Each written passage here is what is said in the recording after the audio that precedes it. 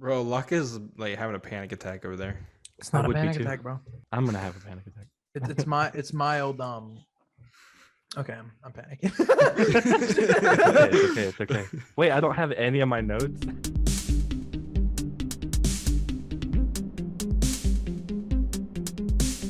I like what you guys got going on. So this is like this is like a Johnny Carson type thing, you know, Johnny Carson, the main interviewer, and then the his pal on the side doing the interviews as well. I like the setup. I like Hey, that's cool. I appreciate that. That's You, means the world. first of all, hold up. You guys Okay. know who Johnny Carson is? Rings a I bell. know of him. Yeah. Mhm. Yeah. Yeah, that's cool though. I like that. I like how y'all kind of play off each other. Yeah. Yeah, we That's try what's up. real hard to. If you don't already know, me, Locke, Ninja, and we actually have one other, Matthew. We are all Okay. like co-host to Expanded Thoughts podcast. So we are the main like four crew, and we like to play off of each other a whole lot. Like when one Oh, dude man, stops that's- talking, we try real hard to pick it up and keep it rolling. Yes. That way, it's Okay, I a like very that. fluid Yes. podcast. Yes. I like that. Mhm. Yeah. Props to Lock for that one. He brought us all together. So he put out. Oh, he so put that's together. that's the third person I'm seeing. Okay, where's the fourth Right here. person? I'm the one Uh, who's been messaging you. The So fourth there's person's not okay. here. So there's one, there's two, there's okay. Three out of Yep. four so far. Okay. Yeah, Yeah.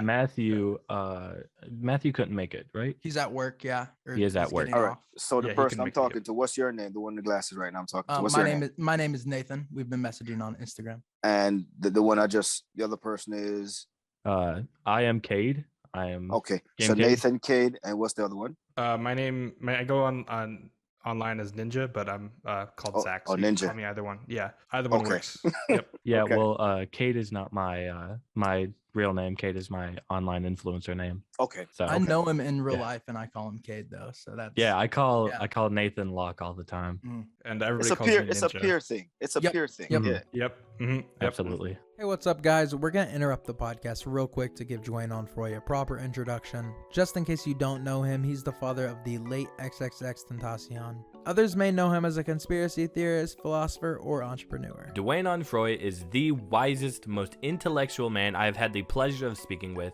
Thank you so much for being on this podcast. We love you. Bless up. Don't forget to check out Onfroy Clothing Company. It's in the description. Everything goes to a really good cause, so make sure you guys head over there and buy some merch. All right, let's roll the podcast. Before I start and get into Okay. the young man that you all know as X, there is two people that physically, the Most High. Everything belongs to the Most High.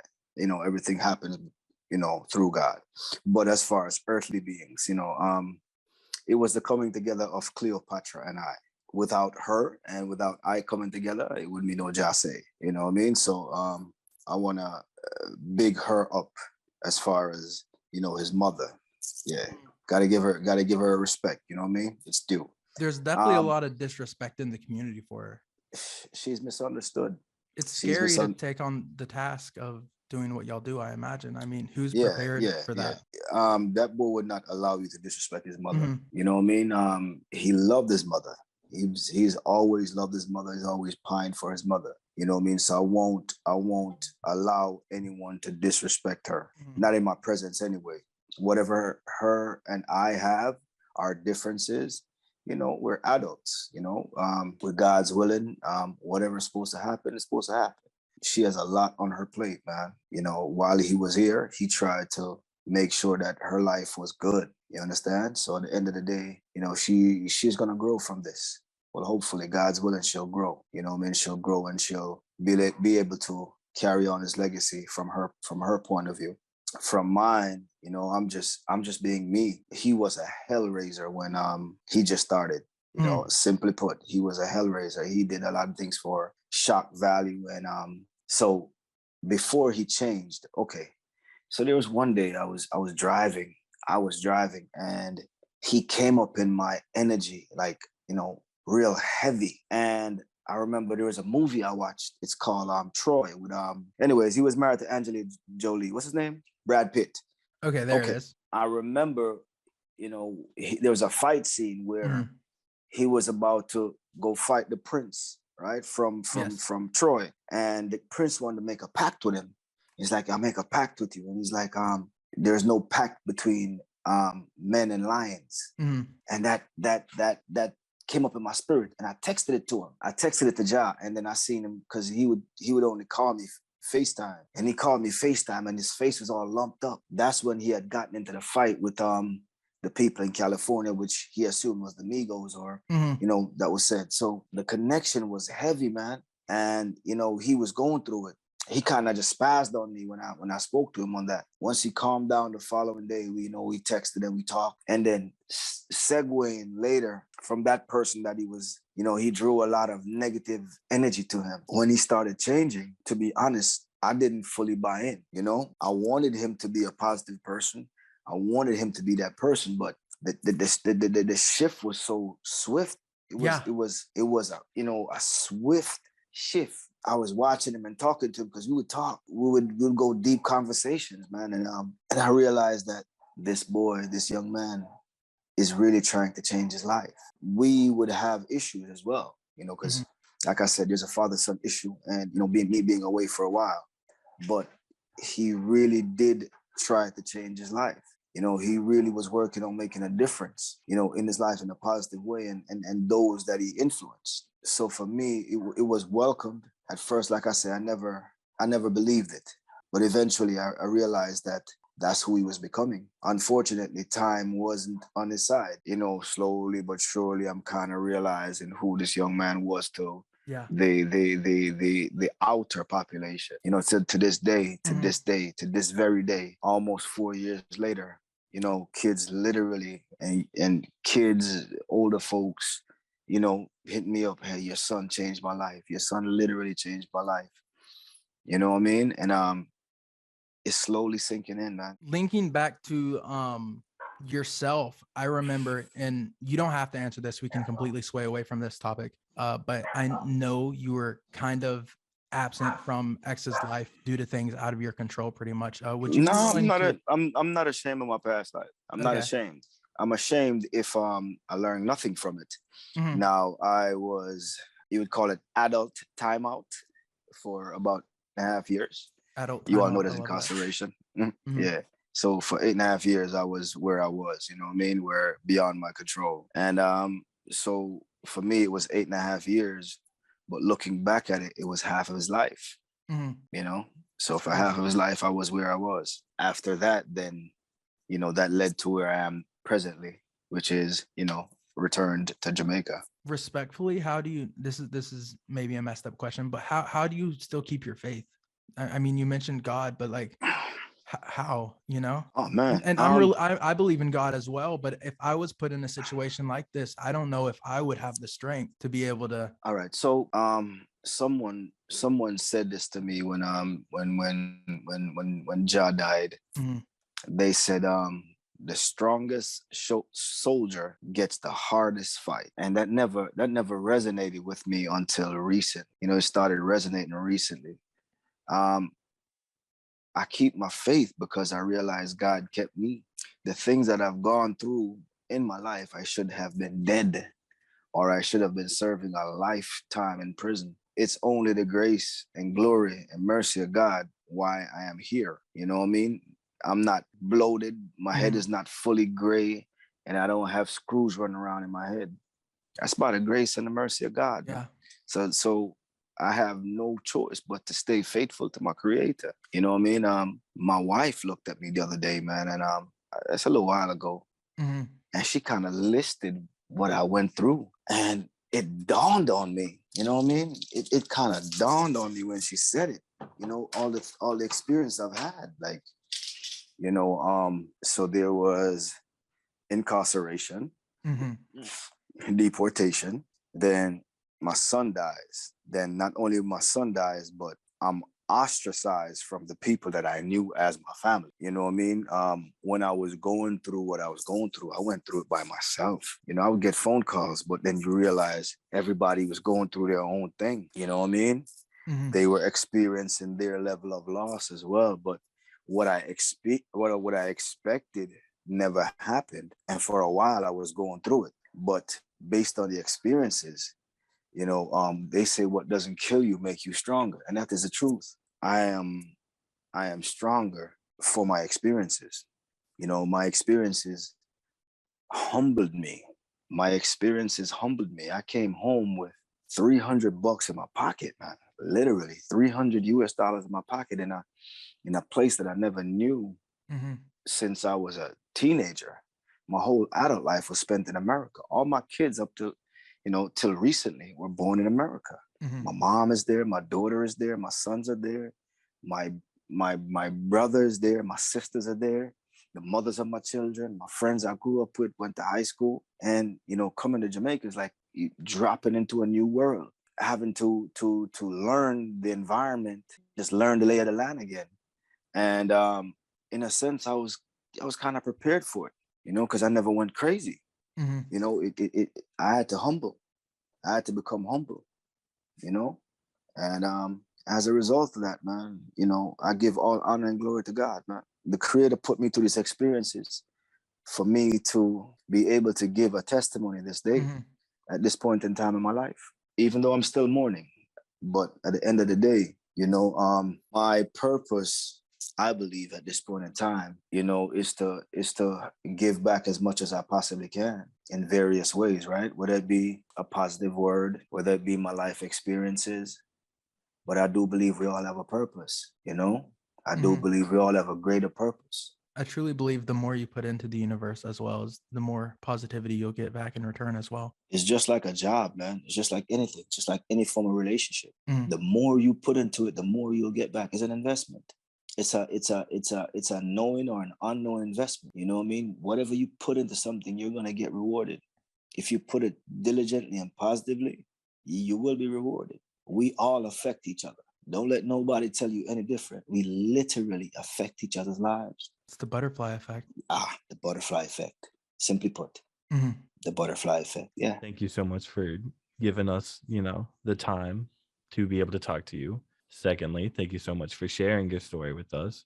I don't think I would be off base for myself, especially, but the amount of wisdom that you give, no cap, you leave me straight up speechless, because I don't know how to follow that. It's just my life experiences, man. I want to give back, man.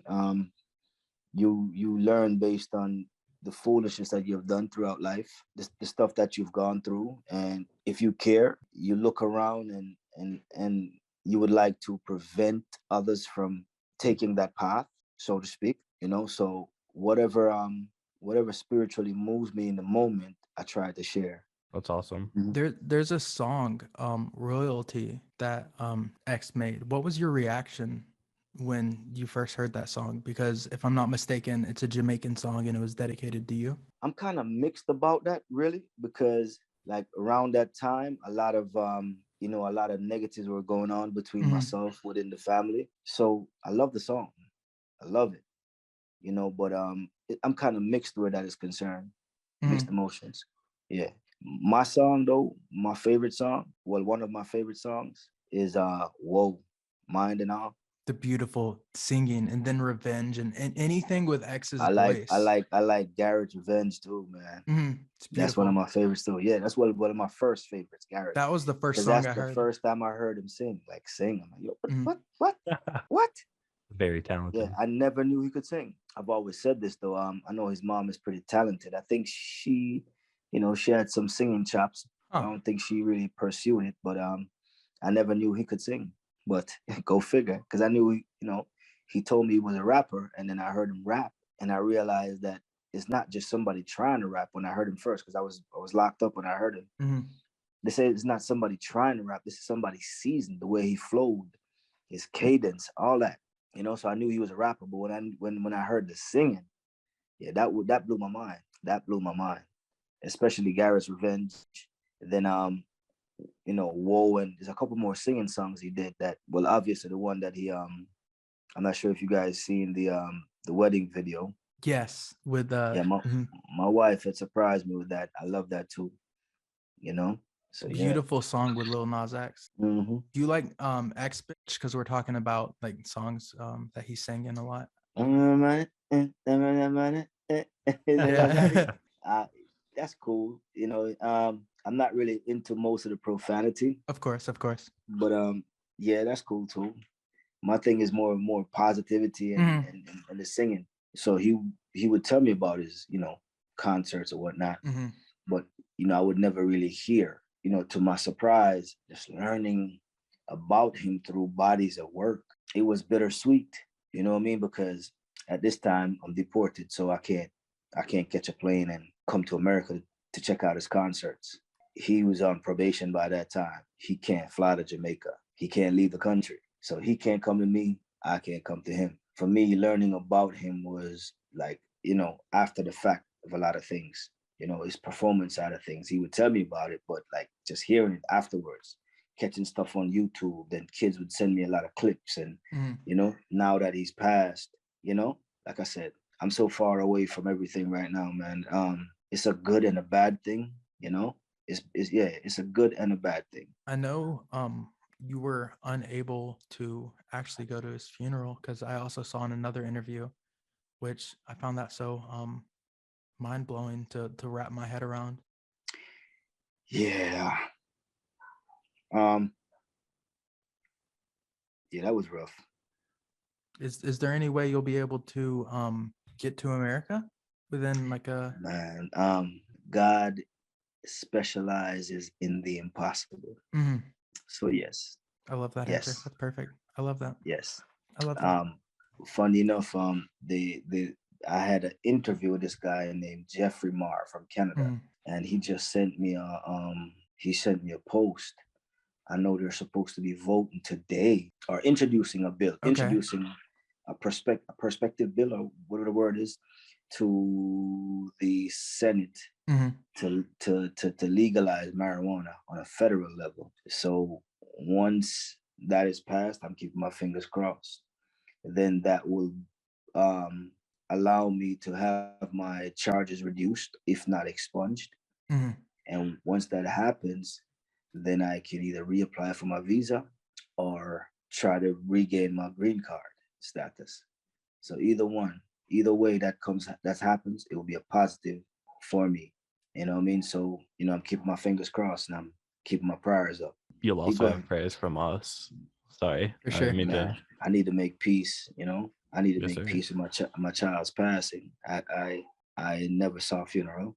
The one picture I have was when Ariana was at the BB&C center. She had her camera, and she kind of passed over the body, and I took a screenshot.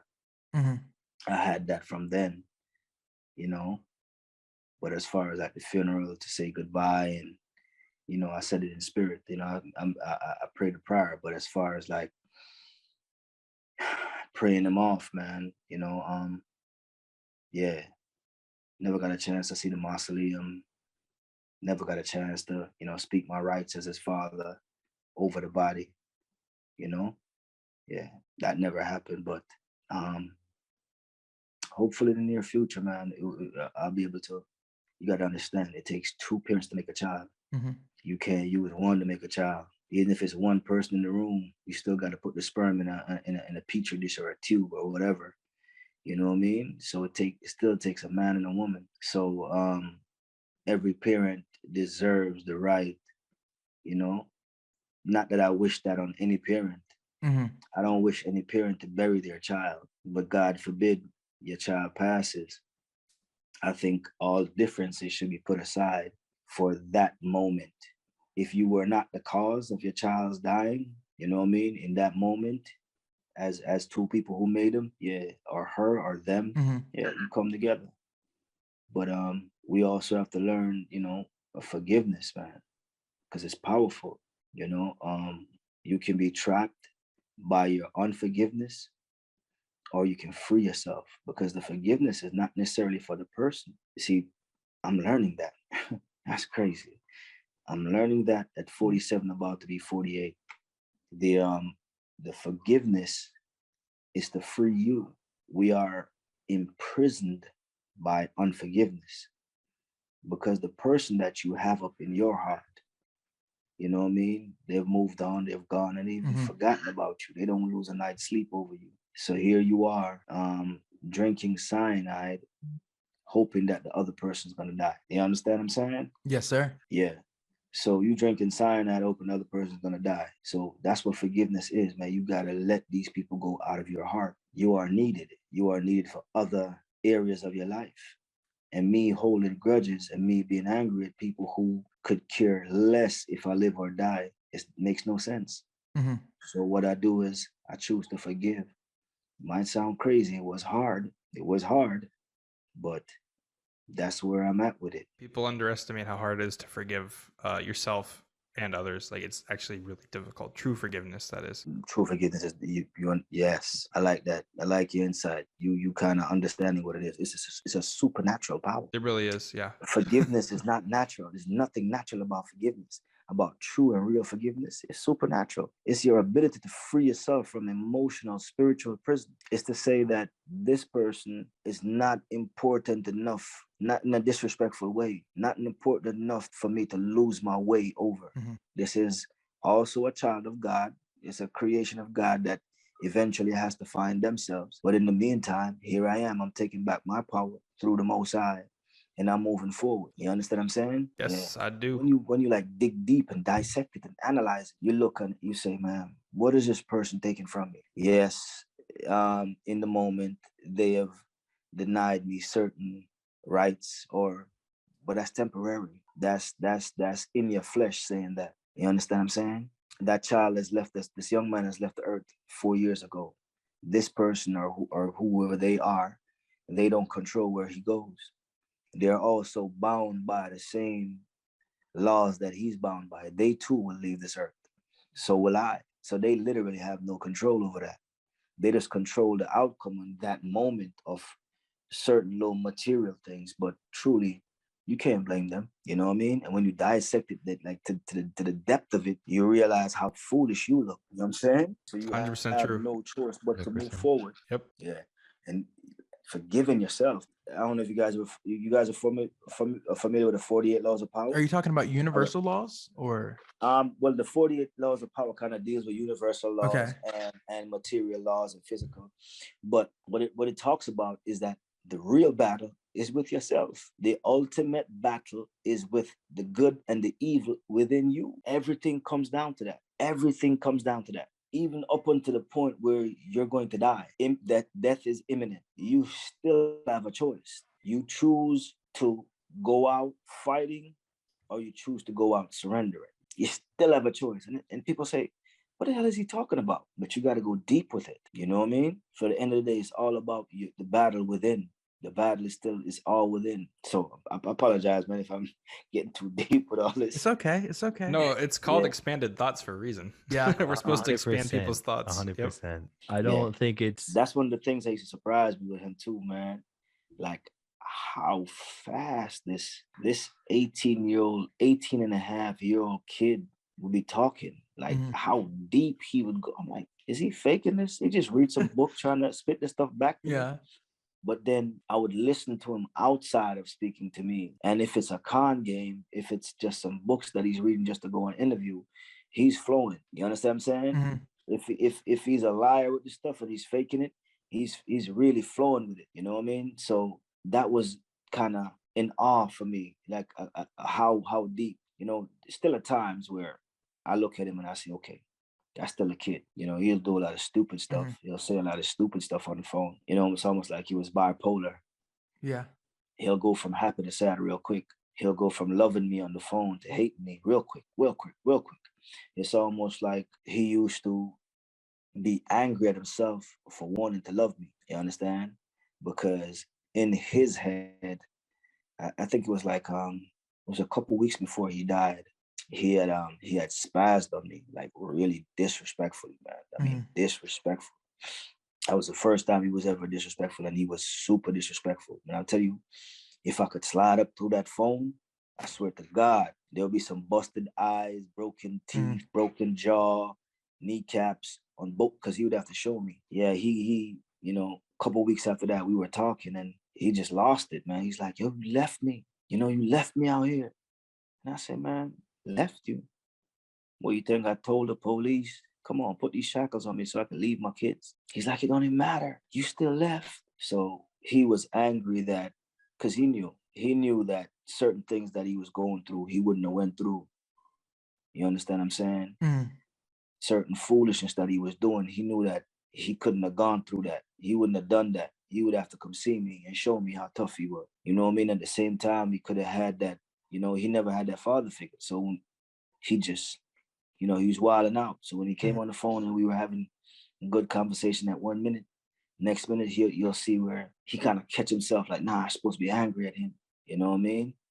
But he would dodge away and shy away from having certain proper conversation, like the real meat and potatoes. Like, why would you say these things about me in public when you know these things weren't true? Yeah. You know what I mean? You knew I never abandoned you. You knew I never left you. I left you when you were 10, and that was forcefully. So he didn't want to have certain conversation because he knew that some of the things that he said was not true. He went through it, man. We both did, and I'm still going through it. It's a little bit easier now. It's a little bit better now, but it still doesn't go away. Yeah. His later years, though, man, his last days where he was really changing. Mm-hmm. He was really changing for the better. And I would like to think that he realized what he had. Like, it's almost like he had tapped into it, like what he had, like the influence that he had, As a result, most of the kids who hit me up, they don't hit me up saying your son was negative. They talk about the positive stuff and how he influenced their lives positively, and how, I don't hear them talking about, yeah, your son was a hellraiser, man, and he made me a hellraiser too. Nah, that's not what I hear. Mm-hmm. And it's something to get used to, because like I said, I'm still hearing it on the phone. I'm hearing on the phone, or I'm talking to someone via video, or I'm DMing. So it's still not full of reality. You know what I mean? Because I'm not immersed in it. If maybe we could slightly swerve to something less I don't want to say touchy, because that would be the wrong word. Maybe less emotional. We got Kate over here crying, so you definitely don't worry about it. Don't worry about it. You don't definitely, worry about it. and I'm sure everyone listening to this needed this or is expanding their thoughts to some extent. And I always before you segue into something less touchy, there was a young man I was talking to, and he was like, "Yo, I grew up with your son. I am I think he said I'm 21 now or something like that, or 18 or 20." And I realized, damn it, you got kids who, when he left, they were 13, 12, 10. And that kind of dawned on me that this young man had a generation. Even though I said it, you know what I mean? And I knew at the time when I was saying, it's just to hear somebody who was like 13 or 14 or 15 when he passed, talking about him, like, yeah, I'm 21 now, or I'm 18, or I'm 19 now. So which leads me to ask the question, how old are you guys? I'm 19. Okay. I am 21, going to be 22 in January. Okay. I'm 22. You're 22. So the one that's 21, you would have been 3 years younger than him. So he's about 24 in January. So you'd have been 18 when he passed, right? Yeah, about 17, Okay. 18, close to. Yeah. Okay. Yeah, that's just yeah. Yeah. Wow. All right. So Weird. now you can leave the touchy subject now. So Okay. So something I often think about is how you got incarcerated, and I was wondering, like, what was your first day like, and what was your last day like? oh my God. When I talk to my friends or anyone, it was like a comedy. It was a tragic comedy. Okay. All right. So in Jamaica or in the Caribbean, we have this joke, right? And the joke is about a black man, Chinese man, and an Indian, right? Okay. And that's how most jokes start out. So a black man, a Chinese man, and an Indian walks into a bar, or a black man and an Indian and a Chinese man walks into a store, or whatever. And then the punchline comes afterwards. Okay. The first day, there's this thing called a bullpen, right? Where when you go in there, everybody's in their street clothes because they just got incarcerated. And they're in this big open space, cold as balls, really cold. So I go in there, man, and I'm, because I was working out before I went in. So I was kind of, on swole. Trying to act like I'm tough, like, man, I ain't, whatever. And it was a bunch of, there's a lot of Mexicans in there because a lot of them, because I got incarcerated in Arizona. So I was in the bullpen. I'm like, man, I need to use the bathroom, man. I ain't scared of nobody. I'm fresh. I don't know what the hell I'm doing. Just trying to front like I know. I go, put some paper on the toilet seat, go to take a poop. And I'm pooping in the bullpen. and I stink the whole place. And everybody, hey, Migo, hombre, hombre. So a lot of them don't speak no English. Hey, and they're going crazy. And I don't know what they're going crazy for. And they grabbing their nose or whatever. And one of them was speaking, saying, hey, man, courtesy flush. And I said, what does that mean? He's like, every time you drop a load, man, flush. After you leave the bullpen, you gotta do your medical. You gotta go through the whole step-by-step process. Ask your name. So it's like a couple hours. So finally, they assigned us rooms. And so I walked in the room. And the first thing I thought, man, this is a movie. Because I'm thinking, like, I can't stay here. This room is too small. It's to myself. Yeah. So it's almost like you're having a first person, second person conversation. And then the second person, which is me, is like, idiot, you have no choice. This is prison. Yeah. You got to be in here. You know what I mean? Because once I walk in, the space is small. Because like I'm just coming from my home in Florida. It's just a big walk-in closet the size of the cell that I'm staying in. Then the joke now, I'm telling you about the black man, the Chinaman. So the joke is, here I am. I'm the black dude. I look on the bottom bunk. There's a white dude. I look on the top bunk. There's an Indian. So there's a black man, a white man, and an Indian in the room. Go figure. You can't make that joke up. You can't make... So what would come next is the punchline. Okay. You know what I mean? So I'm looking at this, I'm like, nah, this has got to be a movie. And then once you get into places like that, people they become talkative. Mm-hmm. That's a way of dealing with your situations. So the white guy, me and him kind of immediately hit it off. He's from Hawaii. So he would start telling me, he found out I'm from Jamaica. So he started telling me all the stories. He wanted to go to Jamaica, and he would tell me how much robbery he committed and how he would do like white collar crimes. It's almost like as I went through the process, would it be months and years, people would tell me their story. I'm like, this is a series. This is actually like a movie series. You know what I mean? I look at it like that. Like what I'm going through right now is, I know it's real, but it's like a movie. Like I'm literally telling my story. There were parts of it, it mostly is mental. Mm-hmm. It's mentally rough. It's mentally rough. If you're not locked in mentally, yeah, you're not gonna do the time properly because you have no choice. It doesn't matter how tough you are. It doesn't matter how bad you are. You got to do that time. Once you're sentenced to that time, if your lawyer is not making an appeal for you or whatever, you got to do the time. You have no choice in it. You know what I mean? You have no choice. So mentally, what I did was I worked, went to school, worked out. You know what I mean? I kind of scheduled myself. You know what I mean? Yeah. Mm-hmm. So that's how I did the time. And then a lot of it was on the phone as well. A lot of it was spent burning up them phone minutes. A lot of the time was spent on the phone, checking up on the family, checking up on things that are going on. I can't say I was prepared for it, but in a sense, I was prepared for it because God saw me through it. I was never wanting for anything. I was never needing for anything. And that was a good part of it. If I needed to go to commissary, I had money. If I needed to get on the phone to speak to the family, I had means of doing that. So, that was my first and my only time ever doing time, so I had support. I can't say I didn't. You say movie. Have you ever considered writing a book? Because I love hearing you speak. I've been thinking about that of lately. It'd be nice to find an editor or somebody to help me put it in writing, so to speak.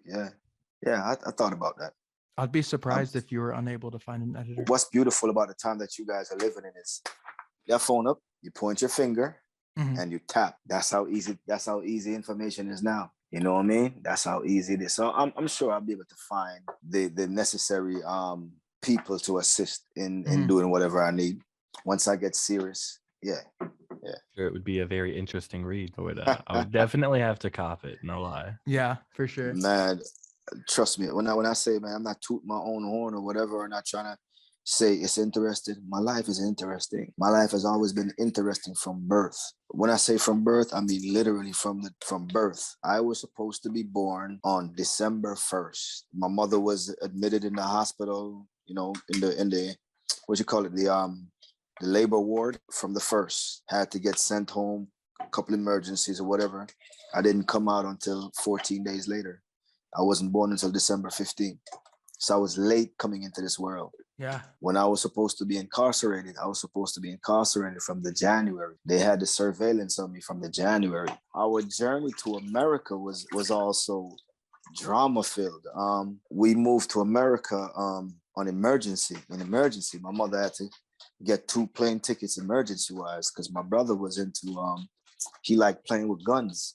Mm-hmm. You know, when the police in Jamaica at that time in the 90s, they found you with a gun, it was a death sentence. They would kill you right there on the spot. Yeah, and it's still like that sometimes today. The cops attempted to assassinate him on the spot. You know, my mom got scared, and she just like Will Smith, she moved us to a place called West Palm Beach, Florida. Yeah, not quite Florida Bel Air, represent. but, you know. Not quite Florida Bel Air, represent. not quite Bel Air. High school. Oh my God. So it's like I'm talking to you guys, and it's like it's literally I'm watching movie scenes play. You know, I'm watching movie scenes play out. The catalyst for me meeting Cleopatra was my brother. I had at the time Tommy Hilfiger was the hottest thing in the 90s. I had this Tommy Hilfiger windbreaker, a yellow one, where the hoodie would came out of a zipper in the neck, so you could pull the hoodie over or whatever. We went to the club and he had a Tommy Hilfiger on, my hoodie on, you know what I mean? And he walked over to Cleo and gave her my hoodie. And how the conversation started was I walked over to her and I said, "Hey, what you doing to my hoodie, my jacket?" And she's like, "This is your jacket?" I said, "Yeah." She's like, "He gave it to me." I said, "Oh, my brother Junior gave it to you?" And that's how the conversation struck up. That's actually hilarious. Did he do that on purpose? He did that on purpose. Oh, wow. He did Awesome. That's yeah. He had a sense. That's out. amazing. That's crazy. Yeah. Your brother's a great purpose. wingman. Man, listen, and that was a historic day. As a result, these were the 2 people that would cause this young man to come into this world. You know what I mean? So, yeah, it is a book. It is a movie. I would definitely read it. I'm envisioning it in my head along with you. Me as well, man. Me as well. Yeah, man. Get a Netflix documentary. Hey, That'd be dope too. This young man's life by itself was a Netflix Yeah, documentary. for sure. 100%. And there is a documentary coming hopefully soon. Yeah, I keep hearing about that too. Yeah. I keep hearing documentaries coming. Soon. Well, how is soon? It's coming. Hey. We know it's coming. We know something's there. Yeah, we know something is there, man. Yep. And that's I'm not worried about anything though, man. At the end of the day, you know, the Father's will be done. You know, God's will be done, man. The right thing will be done. You know what I mean? So kind of focusing on these guys right now as far as the trial. It's supposed to be either a pre-trial or a pleading, or we're gonna know something in January because it's been pushed back now for like it's crazy. 3 years, man. It's been 3 years. You know, I also dropped the brand. I just launched the brand over the weekend. Proceeds from the sale of every piece of garment will go to sponsor the foundation. And what's the website name? Promote it. Shout it out. Okay. The website is onfroyclothingcompany.com with 2 Ks. So the name Onfroy and then clothing company is spelled with Ks.com. So onfroyclothingcompany.com. We'll put that in the description as well for anyone listening. Let everyone know, man. Every piece of garment sold. We have trucker hats, we have dad hats, we have hoodies for men, we have sweatshirts for women, we have t-shirts for men and t-shirts for women. Every piece of garment sold will be put towards forming the foundation. You understand? Yeah. And it's onfroyclothingcompany.com. Right? And it will be the Onfroy Foundation. Yeah. I remember I saw a photo of you posting it on your Instagram, and it kind of reminded me of like some super high quality merch, just due to like sometimes simplicity can be an overkill, but sometimes it can be perfect. And I think with your merch, what I've seen, it's perfect. It's simple, it's direct, it's nice. Here's the thing about the merch, because I was going over different fonts, different styles. I don't know if you guys probably checked out my Instagram. I had I was planning on putting out some slides from late summer, but then the kind of summer kind of gone. Now we're into fall and winter. So I'm gonna push those back. And I've been checking out, figuring out like different things, what I should put out.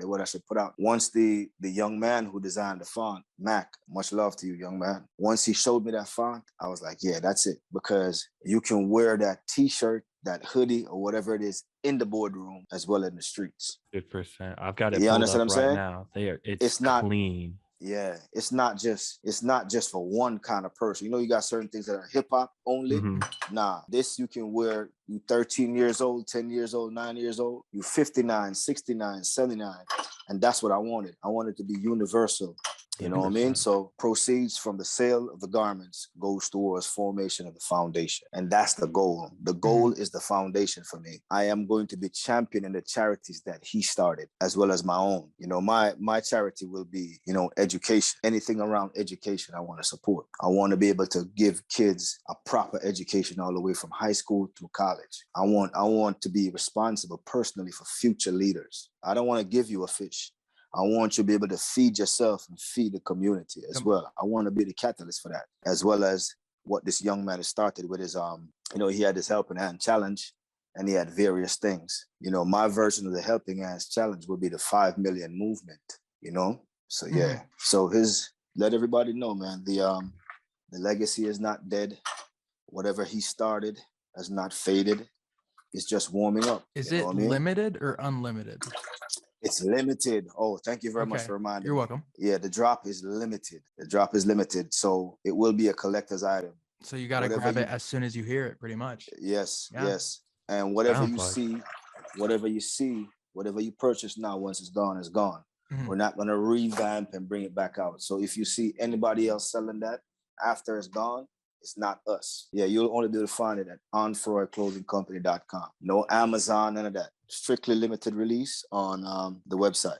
2%. So, I think we're gonna need some for the Expanded Thoughts crew. Let's be honest. Yeah, we're definitely gonna cop that for sure. Yeah, we're most definitely, man. Support it, man. Support it. I was highly considering it. And then now that I know where the proceeds go to, I'm like, it's not even in consideration anymore. No, it's just we're getting it. Yeah. We're all buying a piece of clothing. Yeah, right. We're going to start our order right now. Yeah. Somebody get my credit card. That's the next thing, right? That's the next thing, right? So this is the first thing I've ever done where his legacy is concerned, where anything monetarily involved, anything at all. I stayed out of the way. And I did my mourning, you know what I mean? And I try to figure out what is it I'm going to do, carry on the legacy, continue what he started. Because really and truly, I had no choice anyway, because, you know, the DMs and the reaching out every single day. There's not been a day since he has passed, even before he passed, that I've not gotten a DM to say, thank you, thank you, thank you. I'm big on my word. Even more so based on my experiences. Whatever I set my mind to, whatever I've given my word on, I like to follow through on. You know what I mean? I think in this life, you have your word and you have you. Everything else is going to fade. That's it. So once you leave this earth, you know what I mean? Or once you retire from a certain thing, whatever you say you did, whatever you're supposed to do, it is going to be your legacy. So if you're full of it, that will be your legacy. If you're a person that gave false hope and never followed through, that is your legacy. You understand what I'm saying? So your word defines who you are. Your word will be the word that you promised, the word that you put your bond on will be bigger than you. So at the end of the day, man, this is what I want to do. I believe that once I leave this place, God's willing, a very, very, very, very, very long time from now, you know, in some way, I can make this world a better place, you know, than I saw it. That's my goal. That's the best way to live your life, in my opinion. Yeah, I've been called naive. I don't think you're naive. I've been called naive. I've been called a dreamer. But you, after a while, you know who you are, and you got to accept yourself for who you are. You know, as the Creator made you. I love inspiring. You know, I love running my mouth. I love talking. I love sharing information. I like to make young people better than they are for their experiences. And I don't believe that you necessarily have to go through the things that I've gone through. Mm-hmm. And I believe that any grown person who has had the wisdom of years wouldn't want that as well. They would want the younger person who comes after them to be able to heed the lessons so they don't have to go through what they went through. Who better to tell you than don't smoke crack than a crackhead? Yeah. Don't take meth than a meth head. You know what I mean? Oh yeah. So at the end of the day, you know, there's certain lessons you don't have to learn by going through them. There's certain lessons that's just unnecessary. There's no need to cut out a span of your life just to learn a lesson. Mm-hmm. You know what I mean? Because the most valuable commodity next to life is time. Time lost, life lost, will never be regained, right? I agree. Yep, I agree with 100%. that. You're always gonna get money. You're always gonna get new friends, new clothes, new houses, new cars, new girlfriends, but you'll never get back when you just turned 16. Yep. You can never get that back when you're 26. Never. Once you're gone from this earth, you'll never come back. Not in the same physical form. So time and life, valuable commodities. I learned that lesson from my teens personally, because I didn't do like, I was the stingy, like rule follower to a T. I probably could have done with a little bit of rule breaking, a little bit of fun, and I didn't. Why you say that? Explain why you said that. As I got older, there was no. You're not The gonna get only- slapped on your wrist for it. You're gonna get in a lot more trouble when you're older. Is that what you're trying to say? Yeah, and not only that, I agree with everything said here. Experience is key, and if you don't experience any bad, then your focus is always going to be on working to do what's in line for you, which is not necessarily a bad thing. But if that's all you focus on, if you never spend time on enjoying like the things that you have when you have them, even if it is for a limited time, that's also not a good thing. The beauty of your life now, though, is that your latter experiences will be your greater experiences. You understand? So for you who has never broken in the rule, that's necessarily a bad thing. It's not necessarily a bad thing, because once you get older and you're a multi-millionaire, you can wild out with your wife. You know what I mean? You can wild out with your rich friends. You can do all the wild stuff within reason when you're more mature. So it's not necessarily a bad thing that you follow the rules. That's actually that's commendable. That's a commendable trait. For me, my sexual experiences were too early. You understand? Mm-hmm. When I say early, I mean too early. If I tell you the age, you guys be like, nah, he's lying. But as I said, mine was too early. I kind of was like a forced ripe fruit right before its time, was ripened before its time. And I don't believe for young people that you should have those experiences, because it's a dangerous drug. In the wrong hands, sex is a dangerous drug because it's mind controlling. It's emotion controlling. So for a lot of young people like yourself, like using you as an example, saying that, because you follow the rules, it's a good thing. That in itself is a good thing, young man. Don't have no regrets on that. All right. If you were taking drugs, if you were robbing and a stick-up kid and them things, then nah, that's not the experience you want. But it's good where you at, man. You're on the right trajectory, man. Appreciate You're that. on the right Thank you. trajectory. I commend your parents. I commend your parents on that, because trust me, a lot of us who grew up in single households, when we were older, we wish that we could have a do-over to have two parents in the household, because my mom raised 3 boys. My mom raised me pretty much. I have my dad now. He came back into my life, but my mom raised me for the most part all the way to 18. So my mom raised 3 boys. Can you imagine a woman with 3 wild boys? nope. That woman had to be strong and tough. Like now, looking at it, I realize it's very necessary for boys to have their fathers in their lives. It's crucial. It's important for kids to have 2 parents. It's now that I've already had 5 kids that these wisdom is dawning on me after I already had them. You have the wish, like, if I could do a do-over, I wouldn't have so many kids with so many women, because what you do is you steal time from one to give to the other. Somebody's going to lose. So my experiences, man, that I've gone through, I don't regret them, but some I would love to have a do-over. And based on my experiences, what I speak is I can speak truth to you. I don't have to try to create a false answer. If I don't know what the hell to tell you, I'm going to tell you from my experiences close enough what I would do and what I've gone through. I'm not going to fabricate any story and tell somebody, hey, this is what I think you should do. No, I'll tell you from my experiences. And if I can't relate, I just can't relate. That's also the way I try to tell, Locke can probably attest to this. He's come to me for advice, and if I don't know something, I usually try to match it to,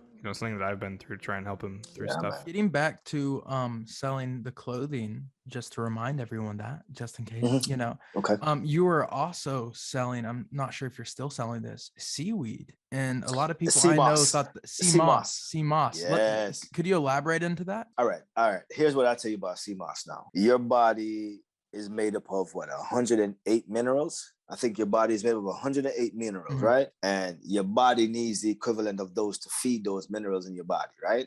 Supplement the minerals that you might lose. Seamoss contains 92 of 108 minerals. 1 pound of Seamoss or a quarter pound or an ounce or whatever contains 92 of the minerals that's found in your body in one food, in one supplement, in one meal. That's it. I don't think I need to sell it anymore. Yeah. Is Yeah, it I gross? think that's great. And Yeah. Is it gross? And it's Look into and it. it's found in the ocean. It's found in the ocean, and it's kind of hard to find. You know what I mean? Because a lot of people are now into Seamoss, so they're kind of pulling the Seamoss from the ocean too early. Yeah. So like my supplier, he would have some, maybe like 6 months he doesn't have any. Maybe they need 6 months, he'll have a bunch of Seamoss. I recommend it to your mom, your pop, your brother, your sister. And I also recommend a thing called soursop found in Jamaica. Soursop has B17 vitamins, and it's a cancer-fighting agent. It's mainly found in the soursop leaves. So you boil the soursop leaves, you can make a tea out of it, and that is also great for the body. Great for the body. Okay, so you promoting good merch or a clothing brand. You should probably call it clothing brand, not merch, right? If that's what it is now, I'm promoting merch. Okay. So you got a good clothing brand / merch. You're promoting eating healthy. The school system you mentioned earlier. What I have a lot of issues with the school system. I've talked about it in a previous podcast because I feel like the school system caters to kind of one style of learning, which is the school system is teaching a fish, a monkey, an elephant, all these different animals how to climb a tree the same way. Like not everyone is meant to climb this tree. And I just wanted you to elaborate your opinions on the school system and what your vision is for it. The last time I was in high school was in 1993. Again, that was before the internet. I don't think you guys have an excuse. Sad to say, you might not agree with me. You guys have this thing called the internet. You guys have the internet. I don't think your generation really understands what you guys have.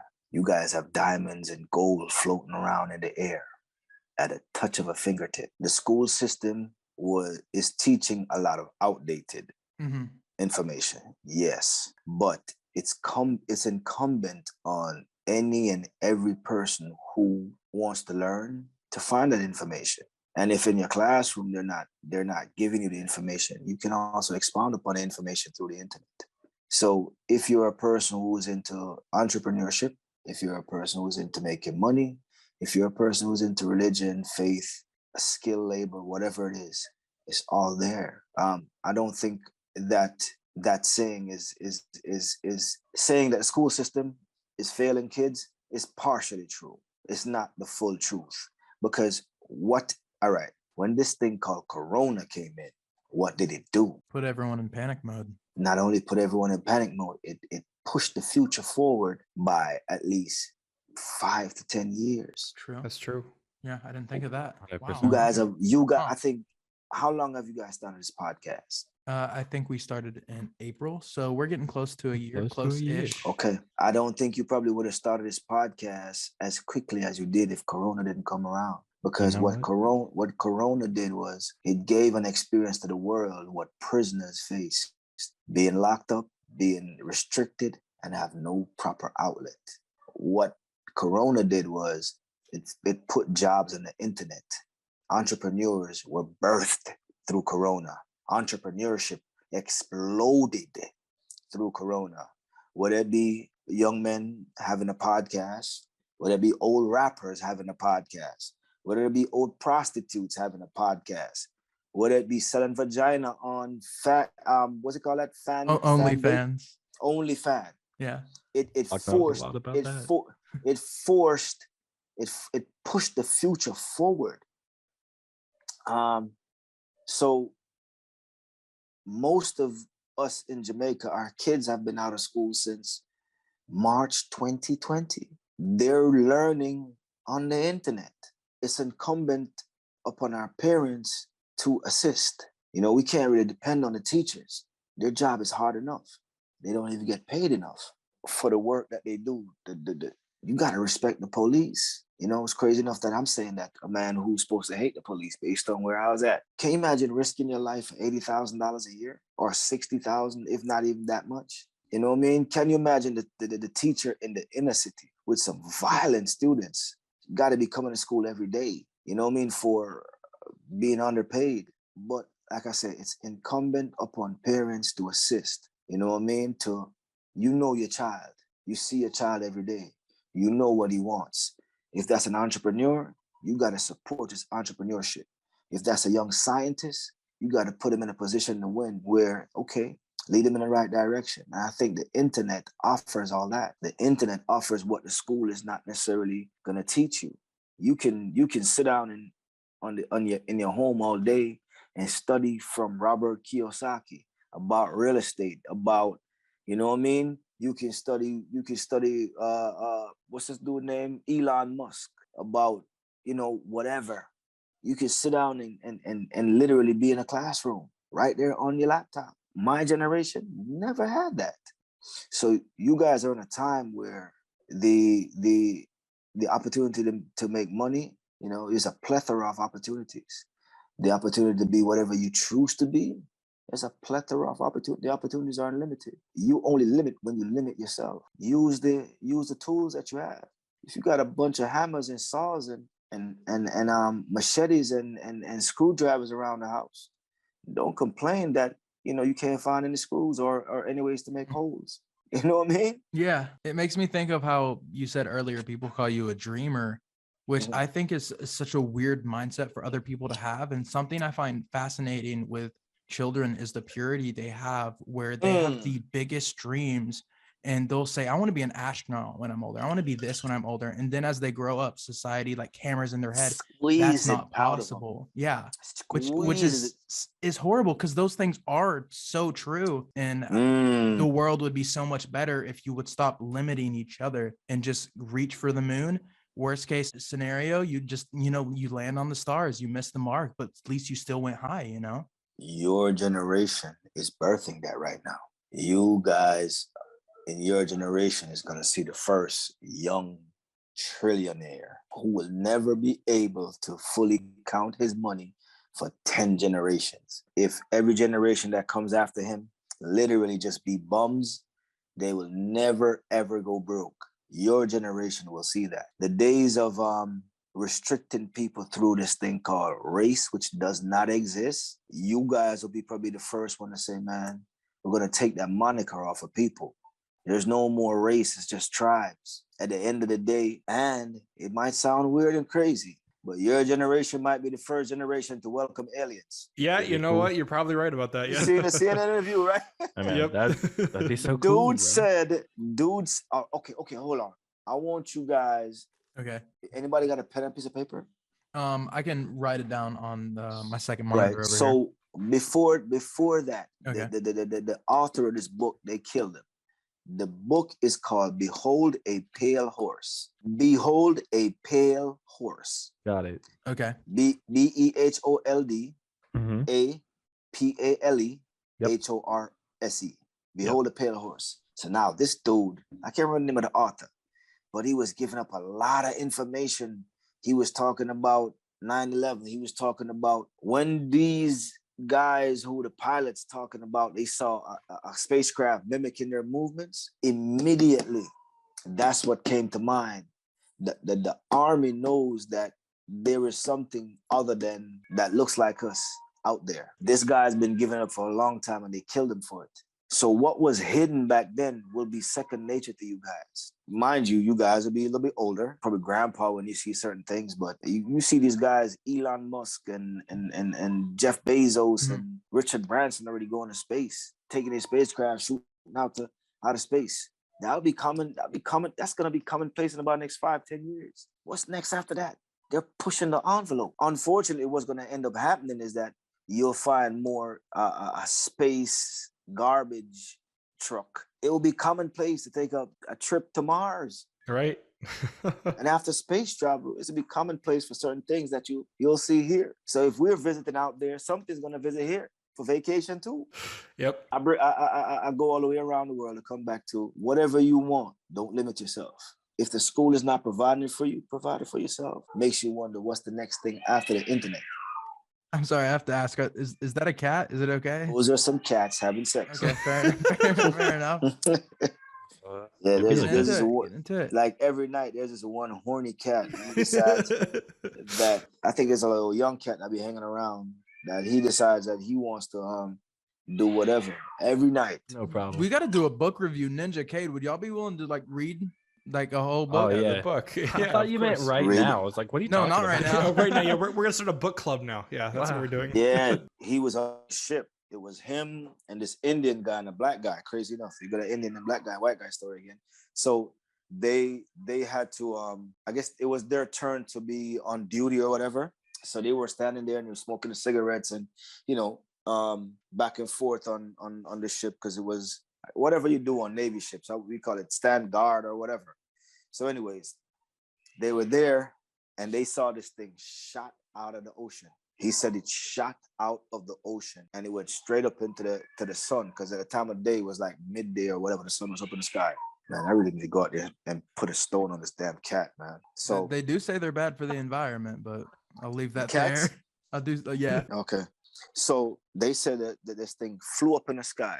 I said, did you see that? He said, did you see that? I saw that. You see that? And then it shot up and they said like about another 5 or 10 minutes, it shot back down into the ocean. Then the alarm went off on the ship. The alarm went off. I'm kind of not word for word. The alarm went off on the ship. Paraphrasing. Yeah. And the captain of the ship, the commander or whatever it was, of the Navy ship, called them in one by one. Whenever they went in and came back out, everybody who went into the commander's office was shaking when they came out. He said when it was his turn, he went in the room and the commander was calm. And it's like he's saying, what did you see? Like he was about to say, Commander, I saw a spaceship. And he said the commander went beet red, like his eyes were on fire.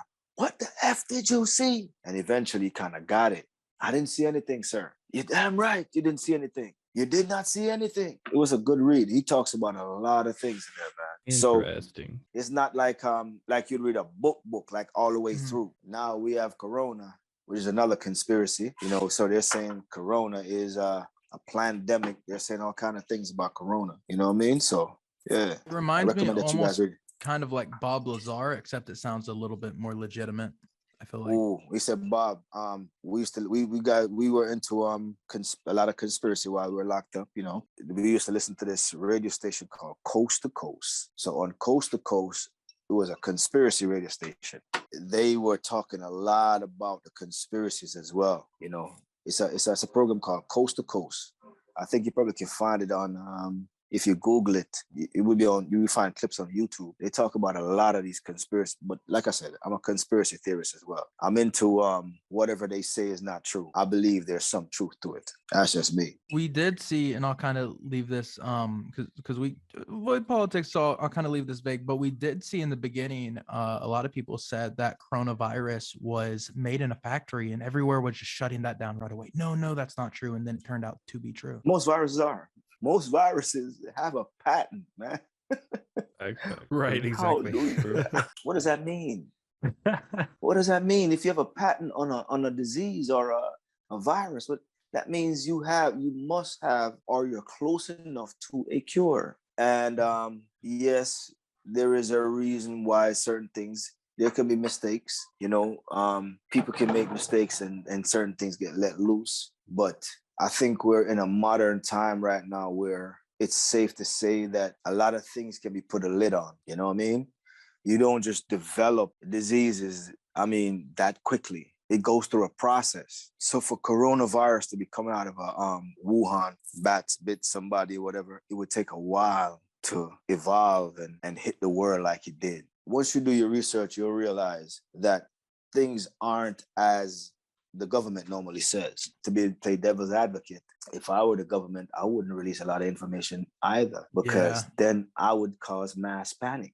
Yep, we see it right now. You know what I mean? So the government knows a lot more that's going on. For them to be mandating vaccines, why are you mandating that I'm taking these vaccines and these boosters?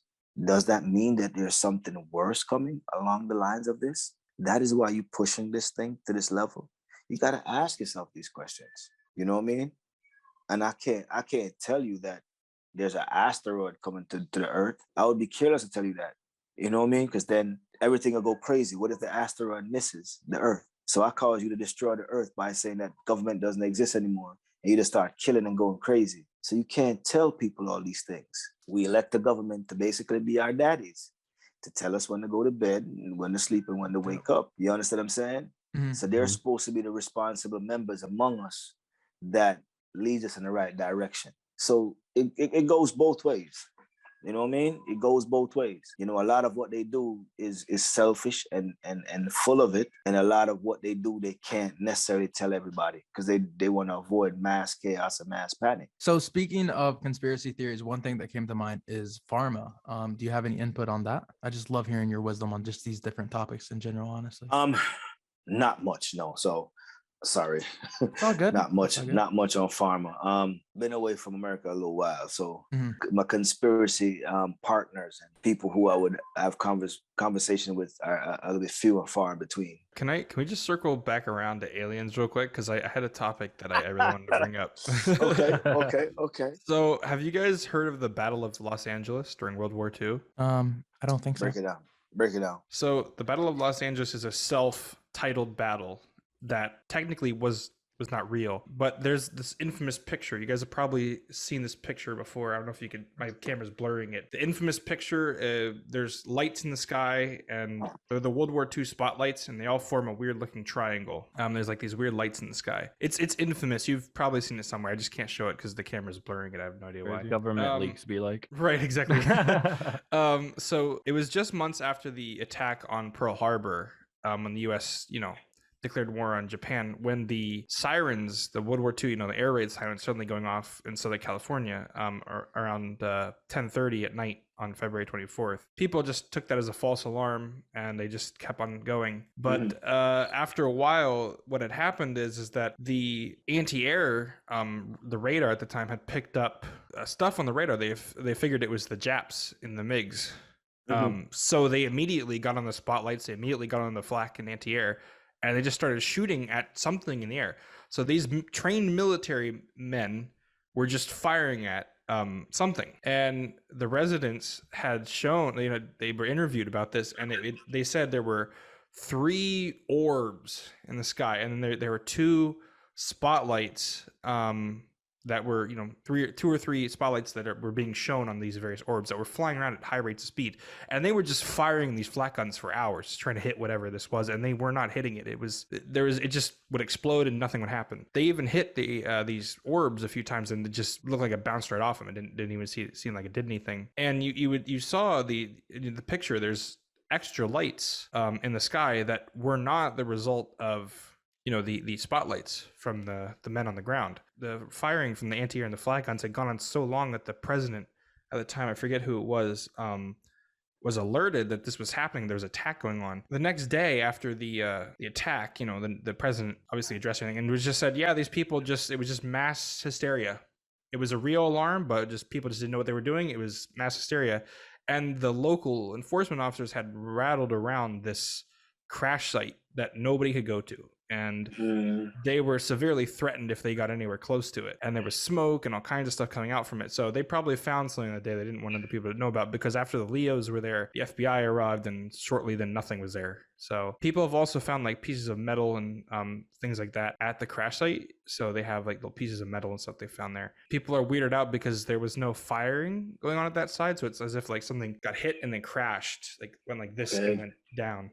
Right. That's one of the most condemning pieces of evidence that I have. What is happening now with these fighter pilots was a lot of the information got smuggled out of the Pentagon. Mm-hmm. Like the people were investigating this and doing it, and the Pentagon kept denying. So what the guys did was they smuggled it out and gave it to the media, where the Pentagon couldn't no longer deny what it was. Mm-hmm. And that's how they actually say, well, yes, there is a possibility of aliens.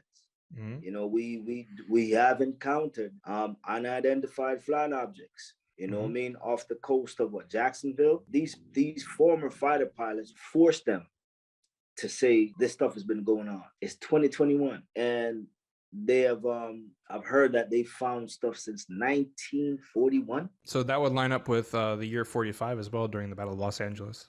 Yeah, yeah. There's definitely something going on. I was thinking, obviously, this conspiracy talk has me so interested. I truly believe that the government wants us divided, and they definitely want race wars, because then at that point we can no longer agree as easily and communicate and figure things out. The more united we are, the more we can accomplish. With that being I said, think it's evolved past that. Your enemy, the people that are going to be divided amongst you, will be rich and poor.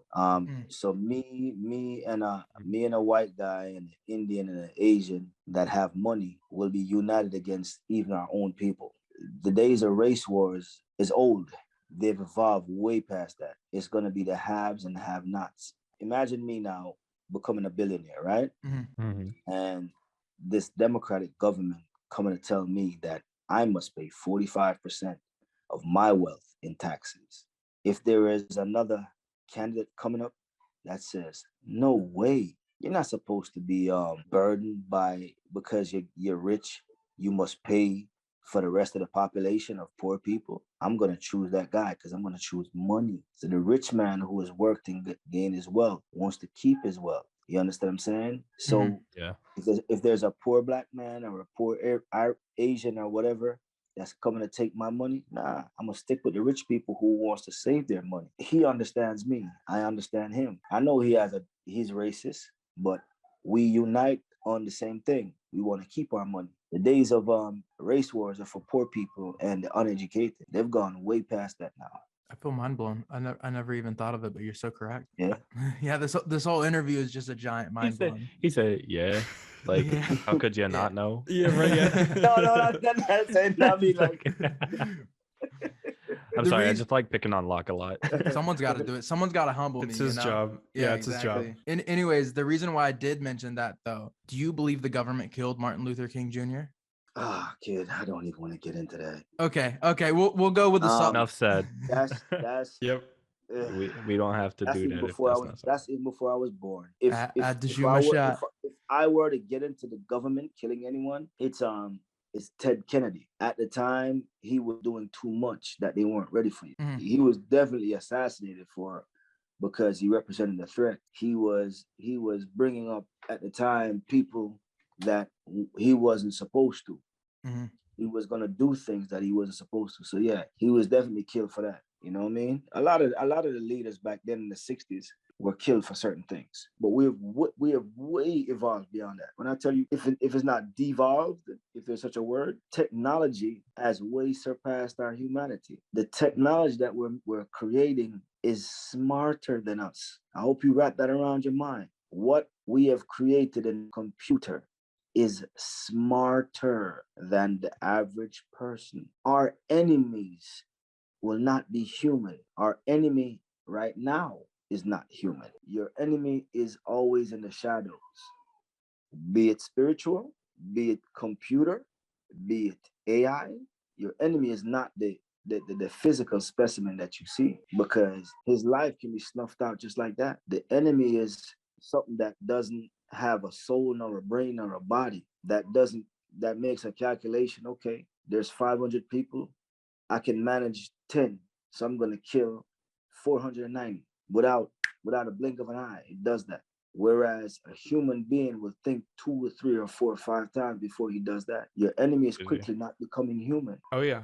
We're at we're on the cusp of a lot of good things and a lot of inhumane things as well. It's important for us to understand that we're more than what we see. It is imperative, because there's a lot depending on your generation. A lot of us will not live to see certain things. So it's imperative that your generation soaks up the elderly, soaks up the knowledge that's given to you by your mom and your papa, your grandparents. It's imperative that you keep their secrets when they tell it to you. You understand? It's imperative that you pass on and hold on to certain information, because it will be valuable. It's more popular now not to believe in spirituality. It's more popular now to say, well, I'm an atheist, or I don't believe those things happen. I don't think, science doesn't say this. It's imperative that we stay grounded to our creator, with all the knowledge that we're going to gain, it's imperative, it's important. I look at this reasoning in the simplest form, right? You're going to tell me that my entire lifetime is only 100 years? You're going to tell me that after I live, God's willing, for 80, 90, 100 years or 70, then that's it? I think that's one of the greatest lies or delusions ever told. What they give us to say is death is not death. What they tell us that is death is not death. You're telling me that everything came from nothing? First, there was nothing and something just came? Exactly. That's my problem with science. Who in their cotton picking mind buys into that stuff? That's like dark ages reasoning. That's for the stupid of the stupidest, the dumb of the dumbest. You've got to be dumb to tell me that something came from nothing and the world is evolving. Why are we not flying then if there's such a thing as evolution in that form? An asteroid came and killed the dinosaurs? Nah. There's more to it than what is told to us, as the stories are told to us, like as if we're babies, as if we're kids. You understand that you need to give a bottle to. There's more to it. You were created. I would rather you believe that an alien being created you than you tell me about that everything came from nothing. There is billions of solar systems. And a solar system is having basically a sun orbited by other planets. There are billions of them. And you're telling me I'm only subjected to one solar system? I just live 100 years and I'm never going to exist again? That is a lie from the pit of hell. If you take away reason of God and reason of science and just look at life in the simplest form, you'll have more questions. Just take away God out of the picture. Take away science out of the picture. Okay, where did I come from? Where am I going to go? If you take that to its simplest form and start asking questions, something created it. Nothing cannot create something. That is the stupidest deductive reasoning. That's from my perspective, though. That's me saying what this. I'm taking control of what I see. I'm not telling anybody to believe in what I see. But if you look at it, if you're smart enough, you look at it. Something came out of nothing. There was nothing, and it gave birth to something. Yes. That's right. There was nothing, and something came out of it, and as a result, there's a bunch of more somethings that came from no thing. What is the reasoning of no thing? How can no thing give life to something? No thing represents lifeless. How can you get life out of lifeless? That is not true. But then again, I'm not a scientist, right? So my thing is, there's going to be so much. It is imperative that you all stay grounded. You know, when you become grandfathers, it is important that you balance the spirit, the soul, and the physical man. That you understand that you're more than just flesh, bones, and blood. It is important that you understand that something causes words to come out of your mouth, and it's an invisible force. I know you guys are smarter than I am, so you can expound upon that even more. So I have got 10 rapid fire questions.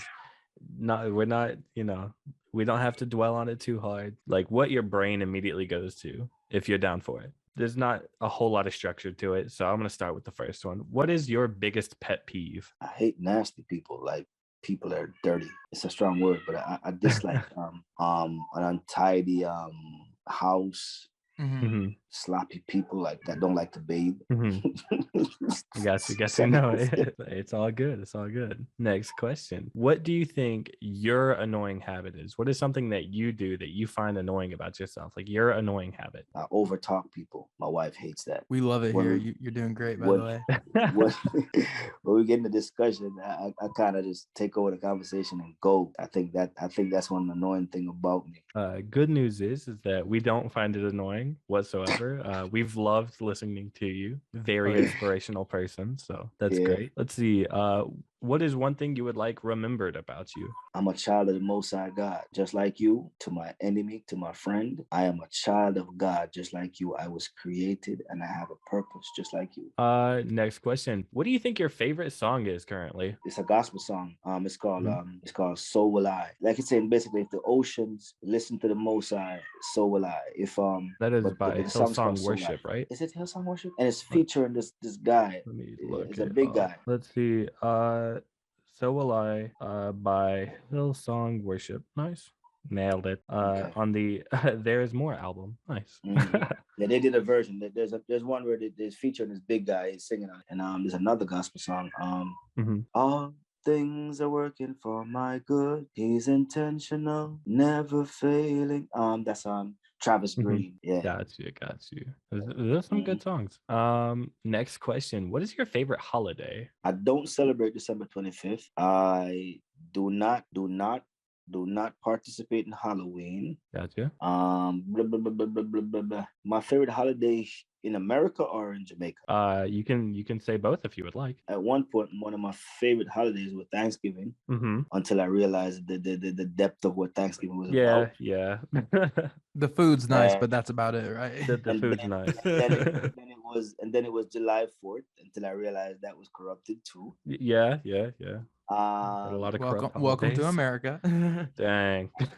I guess the one that I would celebrate if I were to celebrate any holiday in America would be Easter. Gotcha. Here in Jamaica, it's I guess Easter as well, because a lot of the holidays, there's Emancipendence. Mm-hmm.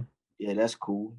Corona kind of spoiled a lot of holidays for me though. Yeah, I understand that. Corona, when you guys look back on it, if this thing goes away in another couple of years, you're gonna realize how much it changed the world. 100%. Yeah. Next question. What is your biggest fear? My biggest fear, it's a used to be, but I have too much confidence in my creator now to really have fear. Fair. Not living up to my purpose that I was put here on earth for. Gotcha. So this kind of goes with your favorite song, but also it's a little different. Like, what song would be your theme song? Like, when you walk into a room, what would your theme song be? Man, there's a couple of them. Mm-hmm. It used to be stuff by DMX. It used to be stuff by we got Hey Ya by Andre 3000. Mm-hmm. We got Rough Riders Anthem by DMX. Stop, drop. There's a couple of different theme songs I got off the top of my head. There's a couple of them. Yeah. Yeah, no worries. Alrighty.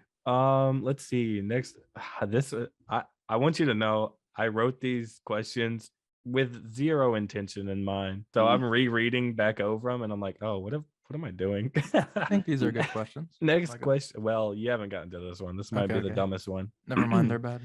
What is a body part that you would not mind losing if you had to sacrifice a body part? Jesus. Yeah. Body part? Yeah, We went from conspiracy theories to losing body parts. Welcome to our first special guest, huh? Yeah. Whoa. We gonna say next.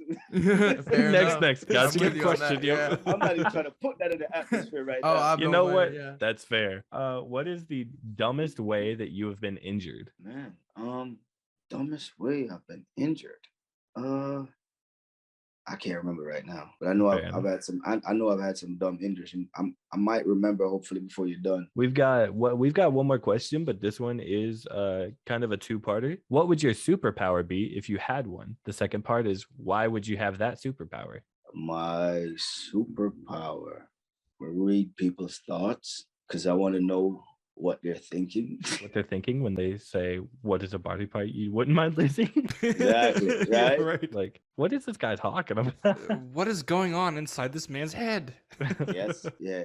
I think where thoughts are concerned is very important to be able to. It would be very important for me as a superhero or a superpower to know what these people are thinking, what they're thinking next. Can you imagine you being able to go into a room, close your eyes, or go in a corner and realize that there's a school shooter in the corner? Wow. I mean, that would be one way.